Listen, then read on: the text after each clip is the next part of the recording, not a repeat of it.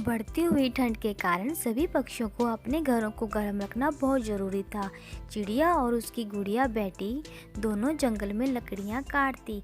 मम्मा चिड़िया कुल्हाड़ी से लकड़ियाँ काटती और उसकी बेटी उन सूखी लकड़ियों की गठरी बनाती थी। मम्मा, जब आप छोटी थी, क्या आप भी अपनी मम्मा के साथ ऐसे ही लकड़ियाँ लेने आया करती थी?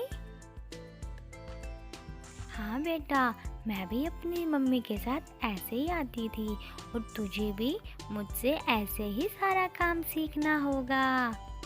कालू के बच्चे, चल उठ, जंगल से सूखी लकड़ियाँ लेके आनी है। हाँ, कितनी ठंड हो रखी है।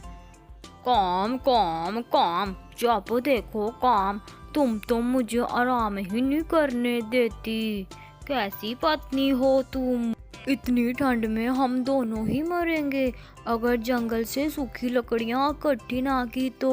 वो चिड़िया अपनी बेटी को रोज जंगल में सूखी लकड़ियाँ लेने लेके जाती है। हाँ।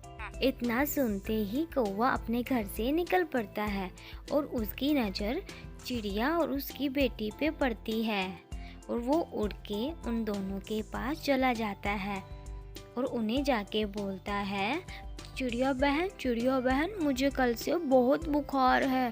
मुझे तुम्हारी सूखी लकड़ियाँ दे दो प्लीज़। मुझसे लकड़ियाँ काटी नहीं जा रही। ये सब तुम्हारे काम ना करने के बहाने हैं, आलसी कौवे। चल भाग यहाँ से। आप अपने लिए खुद से भी तो लकड़ियाँ काट सकते हैं। छोटो बेटी, हम इसके मुँह नहीं लगेंगे। दो लकड़ियाँ क्या मांग ली? कब से चू चू ही किए जा रहे हो। छोटी चिड़िया, मैं भी देखता हूँ तुम इन लकड़ियों से कैसे आग जलाती हो, कैसे आग सेकती हो। हाँ। चिड़िया वहाँ से अपनी सूखी हुई लकड़ियों की गठरी उड़ा के चली जाती है। कालू कौवा वहाँ जो छोटी छोटी लकड़ियाँ पड़ी हुई थी उनको इकट्ठा करता है और शाम हो जाती है। शाम होने के बाद, गुड़िया बेटी, चलो हम नदी में जाके पानी पी के आते हैं, फिर आके आग जलाएंगे ताकि अपना घर गर्म हो जाए। इतना कहते ही दोनों चिड़िया नदी में पानी पीने चली जाती है।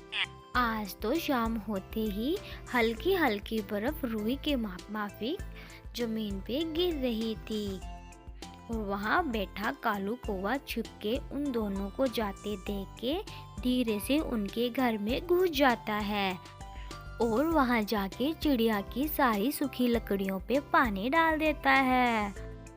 हा हा हा, मैं भी देखता हूँ कैसे वो चिड़िया इन सूखी लकड़ियों से आग जलाती है। कितना चूं चूं चपड़ चपड़ किए जा रही थी। हाँ, कैसे घर गर्म करती है अपना।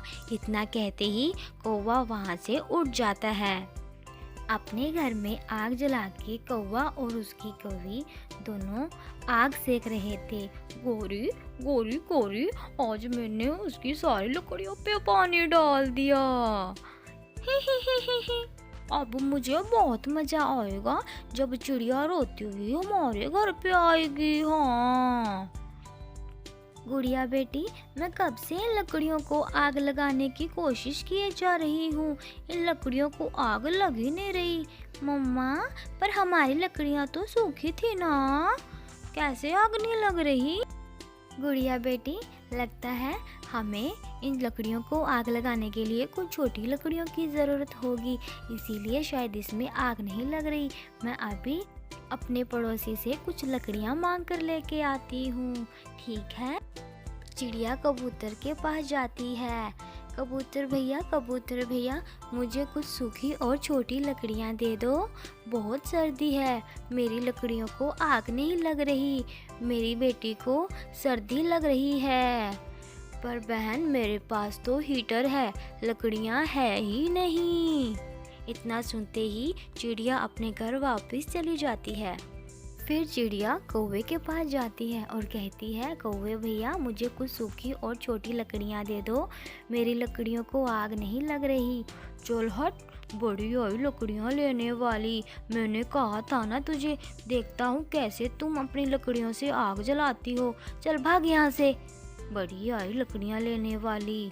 मुझे दी थी। इतना सुनते ही चिड़िया रोती हुई अपने घर की तरफ जा ही रही थी कि उसे रास्ते में एक आवाज़ सुनाई देती है, चिड़िया चिड़िया रुको, चिड़िया इधर आओ। इतना सुनते ही चिड़िया वहाँ रुक जाती है। रुको चिड़िया, मैं इस जंगल की परी हूँ। ये सब उस दुष्ट कौवे ने किया है। उसी ने तुम्हारी लकड़ियों को गीला किया है क्योंकि वो चाहता है तुम ठंड से मर जाओ। जंगल की अच्छी परी, वो मेरा पड़ोसी कौवा मुझे हमेशा ही ऐसे तंग करता है। जो किसी के साथ बुरा करता है उसके साथ हमेशा बुरा ही होता है। चिड़िया, तुम ये हीटर ले जाओ। ये एक जादुई गर्म हीटर है। इससे तुम्हारा घर मिनटों में गर्म हो जाएगा। ये सुन के चिड़िया बहुत खुश हो जाती है और हीटर को लेके अपने घर की ओर उड़ जाती है। उस हीटर से चिड़िया का घर बहुत ही अच्छे से गर्म हो जाता है और उन्हें सर्दी भी नहीं लगती। मम्मा मम्मा, अब तो हमें छोटी लकड़ियों की भी ज़रूरत नहीं पड़ेगी, है ना? क्योंकि ये हीटर बहुत अच्छा है। हाँ बेटी, उस कौवे ने तो हमारा बहुत बुरा चाहा, पर ऊपर वाले ने हमारी बहुत मदद की। फिर वो माँ बेटी अपने गर्म घर में मीठी नींद सो जाती है।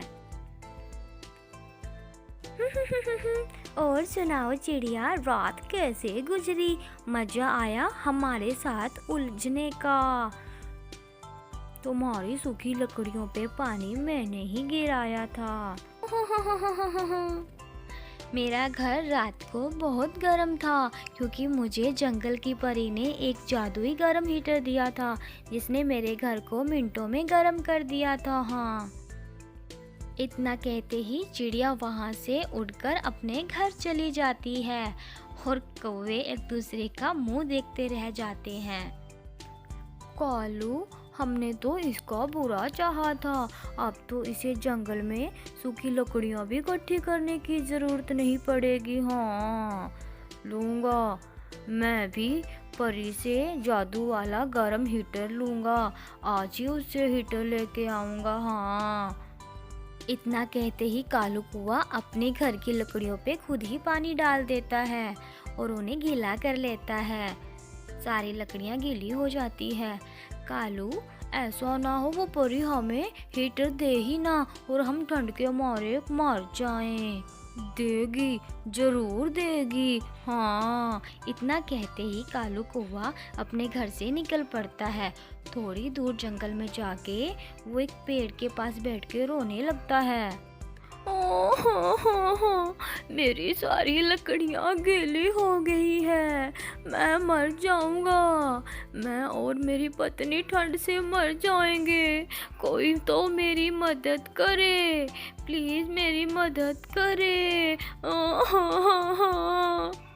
इतना सुनते ही जंगल की परी वहाँ आ जाती है और कालू कौवे से कहती है, क्या हुआ कालू कौवे, तुम क्यों रो रहे हो? क्या तुम एक ईमानदार और सच्चे पक्षी हो? हाँ परी, मैं बहुत ही ईमानदार, बहुत ही सच्चा पक्षी हूँ। मैं सबकी मदद करता हूँ, किसी का बुरा नहीं चाहता। क्या तुमने कभी किसी के साथ कुछ बुरा तो नहीं किया ना कालू कौवे? ना ना परी, मेरी माँ ने कहा था कि किसी के साथ गलत नहीं करना। तो फिर तुम ये हीटर अपने साथ ले जाओ, ये तुम्हें तुम्हारे कर्मों का हिसाब देगा। ये देखकर कौवा खुश हो जाता है और हीटर अपने घर लेके चला जाता है। घर जाने के बाद वहाँ गोरी, मैं भी हीटर ले आया। मैंने परी को मूर्ख बनाया। मैं वहाँ ऐसे रोया। ओ हाँ हाँ हाँ, ओ हाँ हाँ हाँ। मैंने अच्छे से नाटक किया।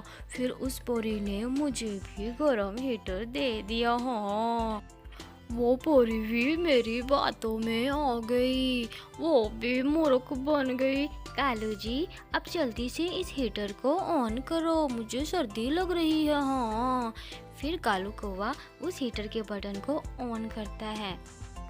बटन ऑन करते ही उस हीटर से तो ठंडी हवा आने लगती है। ये क्या गौरी, इस हीटर से तो ठंडी हवा आ रही है, ऐसे तो हम मर जाएंगे। हाँ कालू जी, जल्दी से इस हीटर को बंद करो, मैं मर जाऊंगी। हाँ जल्दी से बंद करो। मैं जादुई गरम हीटर जरूर हूँ, मगर कौवे याद रखना, मैं बुरे पक्षियों की मदद नहीं करता। हाँ तुम बहुत बुरे हो, आलसी हो और दूसरों को हमेशा तंग करते रहते हो। फिर कौवा और कौवी सारी रात रोते रहते हैं, ठंड में मरते रहते हैं, क्योंकि उन्होंने अपनी सूखी लकड़ियों पे पानी गिर के खुद ही लकड़ियाँ गीली कर ली थी। दोस्तों, इस कहानी से हमें ये शिक्षा मिलती है, जो दूसरों को बुरा करता है उसके साथ कभी अच्छा नहीं होता। चैनल को लाइक और सब्सक्राइब करना।